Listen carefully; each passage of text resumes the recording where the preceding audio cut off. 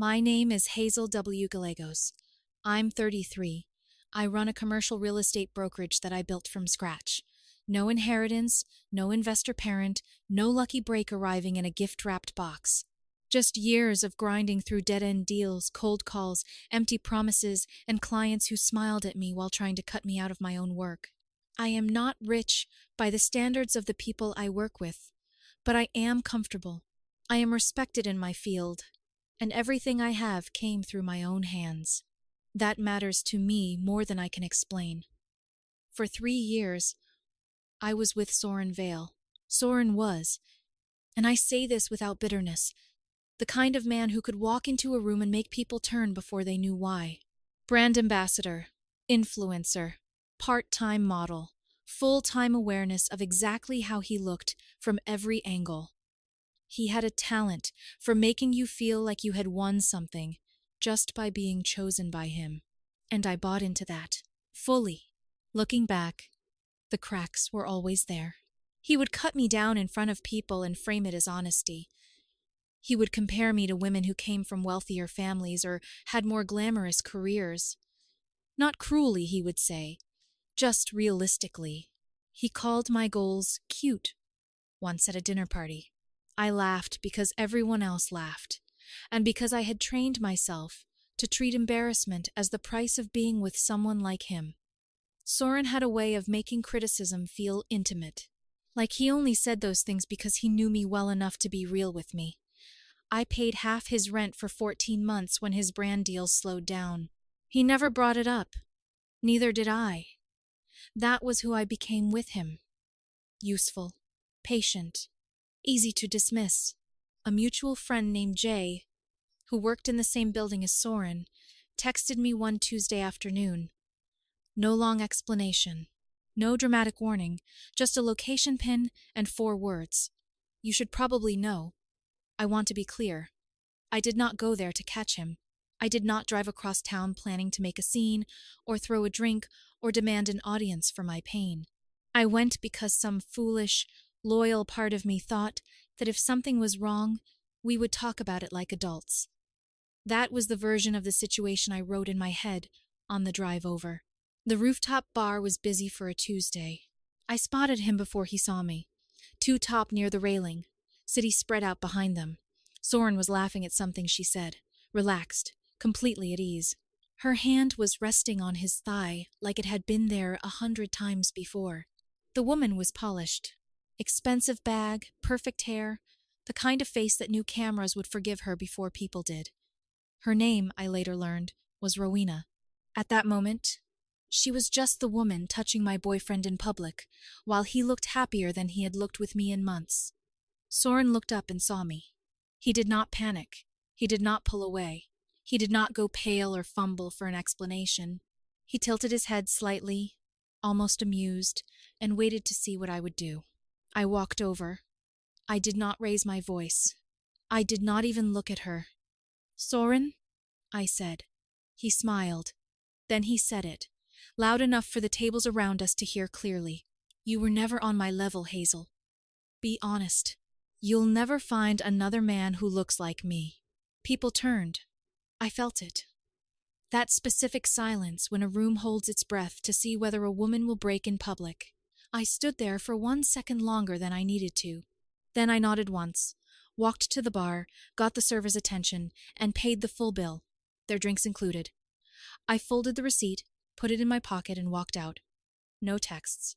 No calls. No final words. I drove home, poured a glass of water, and sat in my apartment in the dark for a long time. Somewhere inside that silence, something shifted. Not rage, not grief. Something quieter, colder, and more permanent. At 2:44 a.m., I opened my laptop and pulled up a spreadsheet I had been avoiding for weeks. 2 commercial deals. 2 files I had been dragging my feet on because so much of me had been busy trying to be enough for a man who enjoyed making me feel small. I started working. Those 2 deals closed within 3 weeks of each other. Combined commission, the biggest single month I had ever had since starting the brokerage. I remember staring at the wire confirmation on my phone and feeling something close to clarity. Not happiness exactly, more like proof. Proof that I had been capable of more than I had been producing. Proof that some part of me had been operating at 60%, while the other 40 was bleeding out into a relationship where I was constantly trying to earn respect from someone who enjoyed withholding it. The first thing I did, before I told anyone about the deals, before I celebrated, before I even let myself smile, was clean my phone. Not dramatically. No goodbye messages, no final paragraphs, no emotional explanations to people who had watched Soren shrink me for years and still invited him to dinner. I just stopped. Stopped answering calls from his circle. Stopped showing up to group dinners, weekend brunches, industry parties where our lives had overlapped for 3 years. I did not announce my exit. I simply disappeared from the version of my life that had required me to keep pretending humiliation was humor. It is remarkable how much mental space opens when you stop maintaining relationships out of obligation. Suddenly, there was room. Room to think. Room to sleep.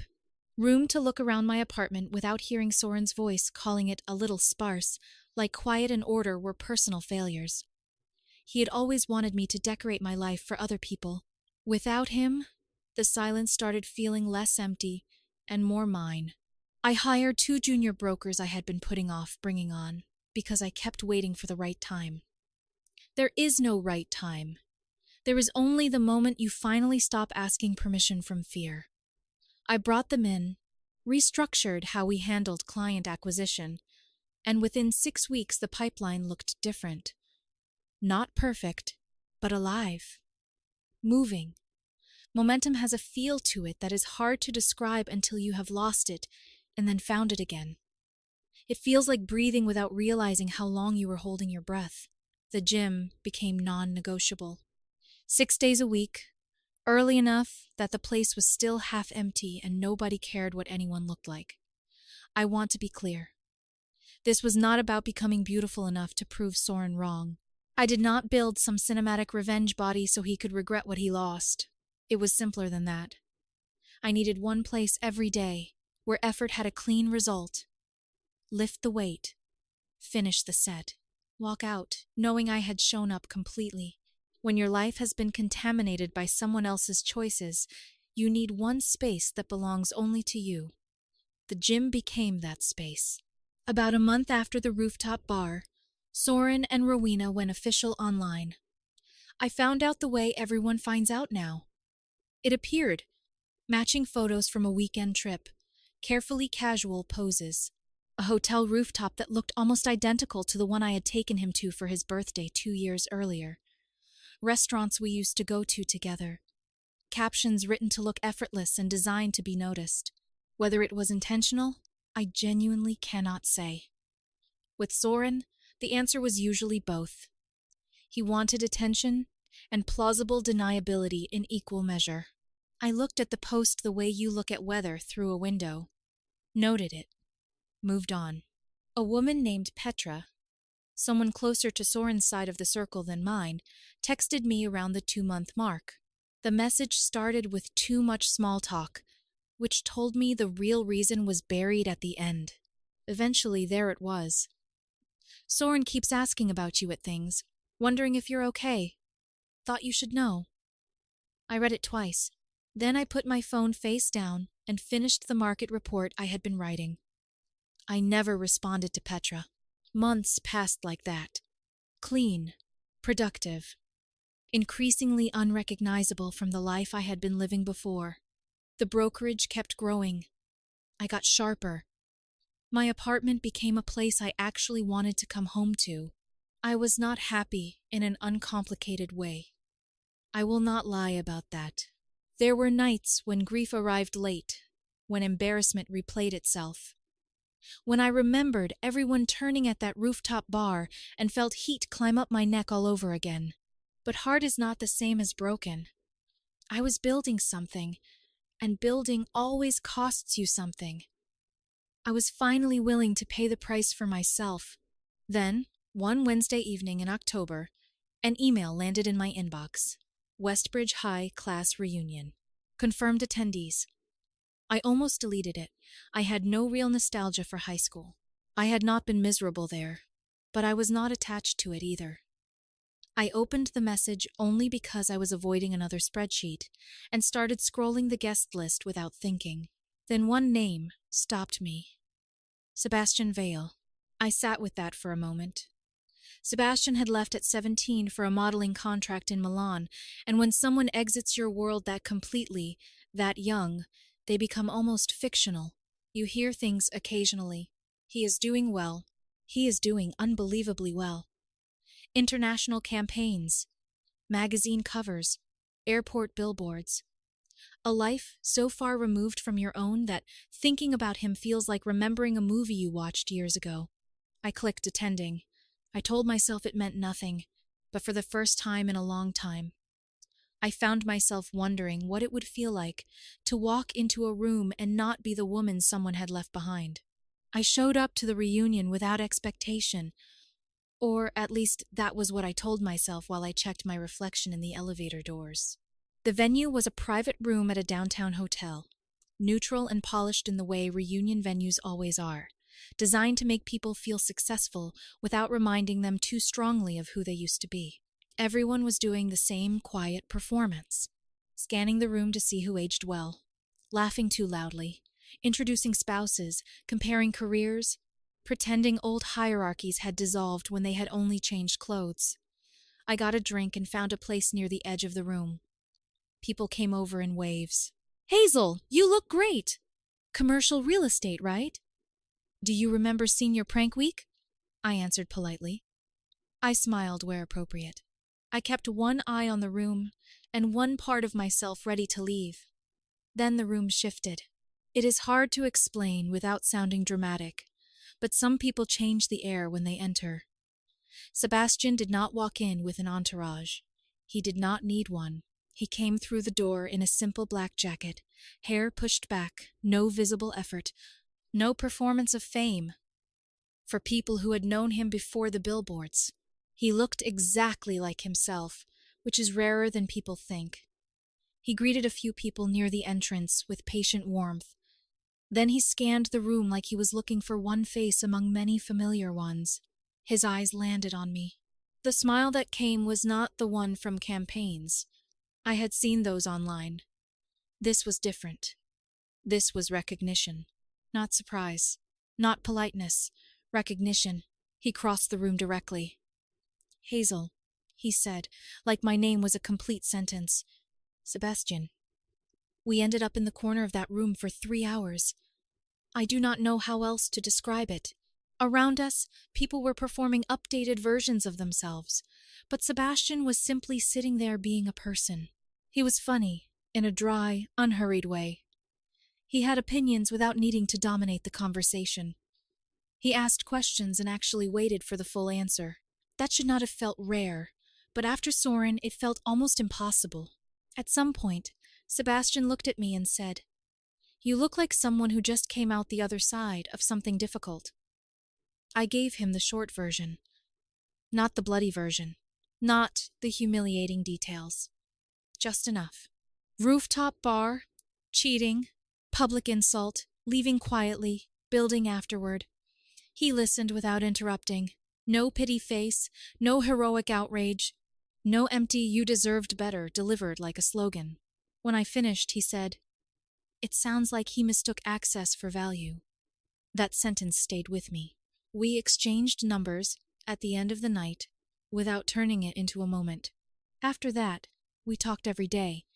He was in London for a campaign, then Tokyo, then New York for fittings. I expected the conversations to fade because busy people are often intimate, only in flashes. They did not. He called from hotel rooms, airport lounges, car rides between shoots. He asked about my deals and remembered the answers. I asked about his work and learned quickly that modeling was not effortless glamour. It was discipline, rejection, exhaustion, negotiation, and learning how to keep yourself intact while strangers sold an image of you. 3 months in, he called on a Sunday morning and said, "I want to see Italy again. The real Italy this time. Not a campaign version. and I want to go with you. I booked the flights before we hung up. Italy was not what I expected. It was better, not because of the scenery, though the Amalfi Coast can rearrange your sense of scale, but because of what the trip confirmed. There is a kind of relationship where you always feel one wrong move away from losing ground. Then, there is another kind, where two people genuinely want to be in the same place at the same time. No performance, no scorekeeping, no hidden test you do not know you are taking. We stayed 10 days. We ate late, walked until our feet hurt, got mildly lost twice, and disagreed about directions without turning it into a character flaw. Sebastian was negotiating a European luxury campaign and talked through it with me like my perspective mattered. I told him about expanding my brokerage into a second market, something I had been circling for months but had not yet had the courage to commit to. He asked sharp questions, pushed back when he should have, listened when I answered. It felt like talking to an equal. I had forgotten what that felt like. When we came home, Soren's social media went silent for a week and a half. That may sound small, but Soren posted like breathing. Then he came back louder than before. More staged photos, more obvious happiness, more effort dressed as ease. I noted it. Then I kept moving. 3 months after Italy, 6 months from the night of the reunion, I arranged a private yacht off the Amalfi Coast. I want to be honest about this. I did not plan the proposal as a statement. I know how it looks from the outside. Woman gets publicly humiliated by beautiful ex, rebuilds herself, then proposes to an internationally known model in one of the most photographed places on Earth. I understand the optics, but the truth was simpler than revenge. I knew. That was all. When you have spent enough time in the wrong situation, the right one does not feel dramatic. It feels clean. It feels like finally hearing your own thoughts without someone laughing over them. Sebastian was not perfect. Neither was I. But there was no hidden hierarchy between us. No performance of who was lucky to be chosen. No one keeping score in a room where only one person knew there was a game. I had the ring in my bag all afternoon. Simple, elegant, not chosen for cameras.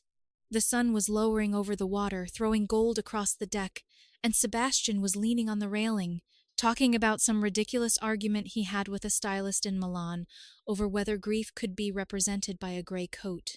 I remember thinking, there he is, not the campaign, not the face strangers thought they owned. Just him. A photographer friend of his, who had been on the boat with us that afternoon, captured the moment without staging it. Sebastian posted it the next morning. Simple caption: the ring, the water. My profile turned slightly away from the camera. Nothing dramatic, just the truth of what it was. His following saw it within the hour. By mid-morning, 3 media outlets had picked it up. By afternoon, it was everywhere. I do not have a large social media presence. I never have. So for most people seeing the photo, I was simply the woman in the frame beside him, the one he was looking at like the rest of the world had briefly stopped existing. My phone stayed quieter than his, but not entirely quiet. 40 minutes after the post went live, a DM arrived from Soren. Congratulations, Hazel. Really, wishing you both the best.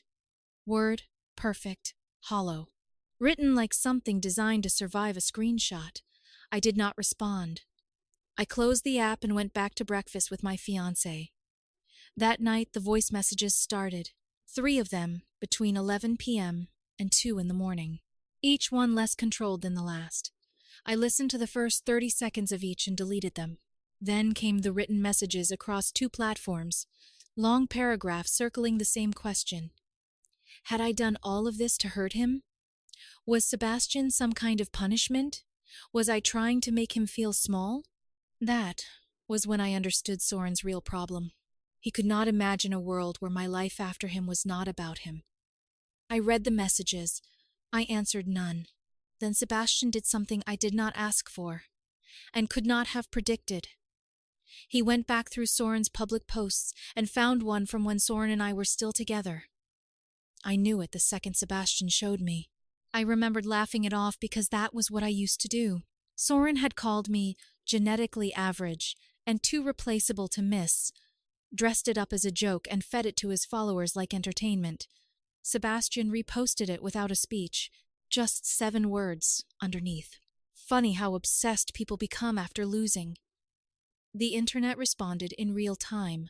Within hours, Soren's comment sections turned. People found the old rooftop story. People connected the timeline. Then mutual friends started talking. And that was the part neither Sebastian nor I caused. There was no campaign, no group chat, no coordinated revenge. Just people who had watched Soren mock me for years finally deciding they were done pretending they had not seen it. Cordelia posted first, calmly stating that Soren used to mock my ambitions at gatherings and call my career trajectory adorable. Ferrante confirmed that Soren joked about my financial support while accepting it. Screenshots surfaced from group chats I had never been part of, private messages where Soren called me reliable, but not exactly the vision. Information that has been contained too long does not move neatly once released.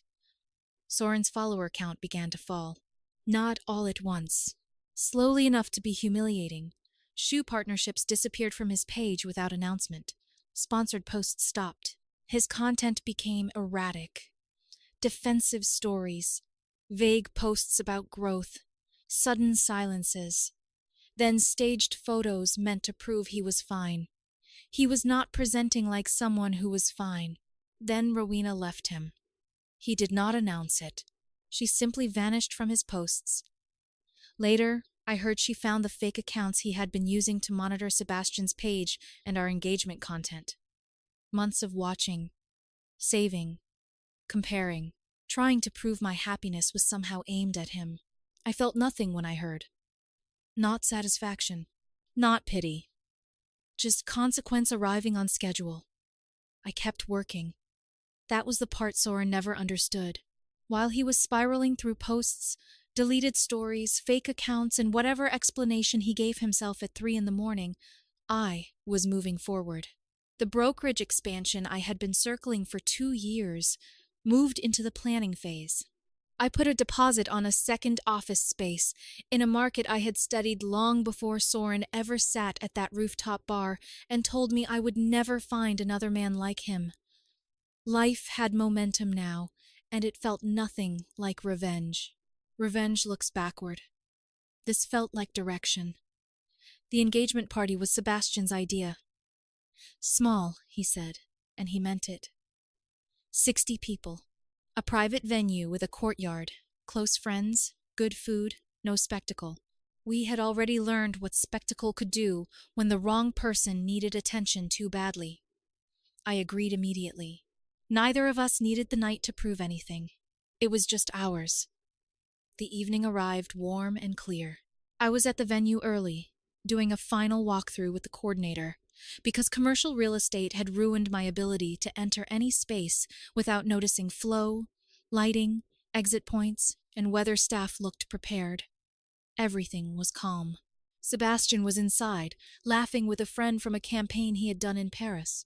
I remember thinking how strange it was that happiness could feel so quiet after years of confusing tension for passion. Then my phone buzzed. The coordinator's name appeared. "Miss Gallegos, there is a situation at the front entrance. A man. He has been asked to leave, but he is refusing." I already knew. I walked through the venue and stepped outside. The first thing I noticed was the phones. 4, 5, maybe 6 raised by people near the entrance, recording before they understood what they had found. The second thing I noticed was Soren. Black suit, expensive shoes, unsteady posture, voice pitched high enough to carry across the front of the building. He was shouting that he needed to see me, that I was supposed to still love him, that none of this was supposed to happen this way. Security had him by the arm, firm but professional. He was not going quietly. I stood there and took in the whole picture. Soren, who had once sat across from me with another woman's hand on his thigh and told me, loudly enough for strangers to hear, that I would never find another man like him. Soren, who had performed happiness with Rowena while secretly watching mine. Soren, who had built fake accounts to monitor the life he had mocked, now falling apart outside the door of the life he could no longer enter. He saw me and stopped shouting for half a second. Then it started again. He said I had changed. He said this was not who I was. He said everything I had done in the past year was designed to humiliate him. The logic was so perfectly Soren that it almost felt scripted. In his version, my work, my discipline, Sebastian, the proposal, all of it existed as a reaction to him. He had never considered that some people simply move forward once they stop carrying someone who only weighs them down. Security moved him toward the edge of the entrance area. He pulled back once, caught his breath, then looked directly at me. For the first time that night, his voice dropped. Not soft. Exactly. Empty. He asked, "How did you replace me so easily?" The crowd went still. I walked a few steps closer. Not close enough to be pulled into his chaos, but close enough that what I said belonged to him and not the cameras. "I did not replace you," I said. "I upgraded my life after removing you from it." He held my eyes for another second. Then I turned around and walked back inside. Behind me, his voice rose again, but the door closed before the words could become anything more than noise. The coordinator gave me a small nod. Situation handled. Sebastian looked up when I returned, read my face instantly and asked, "Done?" "Done," I said. He handed me a drink and turned back to his conversation. That was the whole aftermath inside the room. No drama, no speeches, no asking me to explain feelings I had already outgrown. The clip went viral before dinner. By the time we got home, it had nearly 1 million views. By the next evening, almost 2 million. The comments were not kind to Soren. They did not need help being unkind. The footage spoke for itself. A man outside his ex's engagement party, screaming about a woman who was inside celebrating a future that no longer included him. Soren posted an apology the next afternoon. Soft lighting. No polish. Carefully designed vulnerability. It generated screenshots instead of sympathy. People reposted his old insult about me being too replaceable to miss, and placed it beside the video of him begging for attention outside my party. The contrast did everything. His partnerships did not come back. 6 weeks later, I signed the lease on the second brokerage location. Bigger market. Higher ceiling. The kind of move I had been afraid to make when my life was full of someone else's doubt. The business has grown since then. I am not going to give numbers. That is not the point. Sebastian and I are getting married in the spring. Small ceremony. Real over-impressive. He is in the middle of the biggest campaign of his career, and still somehow the most grounded person in every room he enters. I do not take that for granted. I think about that rooftop bar sometimes. Not with anger. That burned off long ago. More with a detached understanding of how one moment can redirect an entire life if you respond correctly. Soren gave me a choice that night. Fall apart or get moving. I got moving. He was right about one thing. I never found another man like him. I found one who was nothing like him. And that turned out to be the whole point.